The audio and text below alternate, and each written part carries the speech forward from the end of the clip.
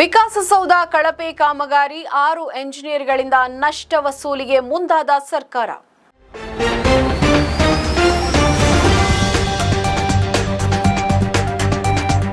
ವಿಕಾಸಸೌಧ ಕಟ್ಟಡದ ಕಳಪೆ ಕಾಮಗಾರಿಯಿಂದ ಬೊಕ್ಕಸಕ್ಕೆ ಆಗಿರುವ ಕೋಟ್ಯಾಂತರ ರೂಪಾಯಿ ನಷ್ಟವನ್ನು ಗುತ್ತಿಗೆದಾರರಿಂದ ವಸೂಲು ಮಾಡಲು ಸಾಧ್ಯವಾಗದಿದ್ದರೆ ಸಣ್ಣ ನೀರಾವರಿ ಇಲಾಖೆಯ ಕಾರ್ಯದರ್ಶಿ ಬಿಕೆ ಪವಿತ್ರ ಸೇರಿ ಒಟ್ಟು 6 ಎಂಜಿನಿಯರ್ಗಳಿಂದ ವಸೂಲಿ ಮಾಡಲು ಸರ್ಕಾರ ಮುಂದಾಗಿದೆ.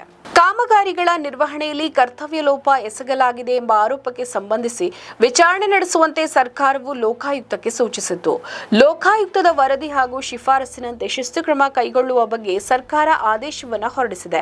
ಕಟ್ಟಡದ ಕಾಮಗಾರಿ 2001 ರಿಂದ 2005 ನಡುವೆ ನಡೆದಿತ್ತು. ಈ ಅವಧಿಯಲ್ಲಿ ಕಟ್ಟಡಗಳ ವಿಭಾಗದ ಕಾರ್ಯಪಾಲಕ ಎಂಜಿನಿಯರ್ ಆಗಿದ್ದ ಎನ್ಜಿ ಗೌಡಯ್ಯ ಮತ್ತು ಕಾರ್ಯಪಾಲಕ ಎಂಜಿನಿಯರ್ ಆಗಿದ್ದ ಬಿಕೆ ಪವಿತ್ರ ಸೇರಿ 6 ಎಂಜಿನಿಯರ್ಗಳಿಗೆ ದಂಡವನ್ನು ವಿಧಿಸಲಾಗಿದೆ. ಗೌಡಯ್ಯ 2022 ಫೆಬ್ರವರಿ 28 ರಂದು ನಿವೃತ್ತರಾಗಿದ್ದು, ಪವಿತ್ರ 2028 ಜುಲೈ 31 ರಂದು ನಿವೃತ್ತರಾಗಲಿದ್ದಾರೆ. ಇಬ್ಬರಿಗೂ ದಂಡ ವಿಧಿಸಿ ಡಿಸೆಂಬರ್ 15 ರಂದು ಡಿಪಿಎಆರ್ ಆದೇಶವನ್ನು ಹೊರಡಿಸಿದೆ. ಈ ಹಿಂದೆಯೇ ನಿವೃತ್ತರಾಗಿರುವ ಹಿಂದಿನ ಸಹಾಯಕ ಎಂಜಿನಿಯರ್ಗಳಾದ ಕೆ ಶಿವಕುಮಾರ್, ಎನ್ಎಸ್ ಸತೀಶ, ಸಹಾಯಕ ಕಾರ್ಯಪಾಲಕ ಎಂಜಿನಿಯರ್ ಆರ್ವಿ ನರಸೇಗೌಡ, ಕಾರ್ಯಪಾಲಕ ಎಂಜಿನಿಯರ್ ಸಿ ವಿರೂಪಾಕ್ಷಪ್ಪ ಅವರಿಗೆ 2021 ಜನವರಿ 1 ರಂದೇ ದಂಡ ವಿಧಿಸಿ ಆದೇಶವನ್ನು ಹೊರಡಿಸಲಾಗಿತ್ತು. ಈ ಆದೇಶ ಊರ್ಜಿತದಲ್ಲಿರದೆ ಅಂತ ಆದೇಶದಲ್ಲಿ ಸ್ಪಷ್ಟವಾಗಿ ತಿಳಿಸಲಾಗಿದೆ. ವಿಕಾಸಸೌಧದ ಕಟ್ಟಡ ಕಾಮಗಾರಿಯನ್ನು ನಿಗದಿತ ತಾಂತ್ರಿಕ ಮಾನದಂಡದ ಅನುಸಾರ ನಿರ್ಮಿಸಿಲ್ಲ, ಕಳಪೆ ಗುಣಮಟ್ಟದಿಂದ ಕೂಡಿದೆ ಅಂತ ಆರೋಪಿಸಿ ಎಸ್ಪಿ ವಿನೋದ್ ಕುಮಾರ್ 2006 ಅಕ್ಟೋಬರ್ 16 ರಂದು ಲೋಕಾಯುಕ್ತಕ್ಕೆ ದೂರನ್ನ ಕೊಟ್ಟಿದ್ರು. ದೂರಿನಲ್ಲಿ ವಾಸ್ತವಾಂಶ ಇರುವುದನ್ನು ತಾಂತ್ರಿಕ ತಂಡ ಪತ್ತೆ ಮಾಡಿದ್ದು 14 ಎಂಜಿನಿಯರ್ಗಳ ವಿರುದ್ಧ ಕ್ರಮ ತೆಗೆದುಕೊಳ್ಳಲು ತಮಗೆ ವಹಿಸಬೇಕೆಂದು ಸರ್ಕಾರಕ್ಕೆ 2008 ನವೆಂಬರ್ 7 ರಂದು ಲೋಕಾಯುಕ್ತರು ವರದಿಯನ್ನ ನೀಡಿದರು.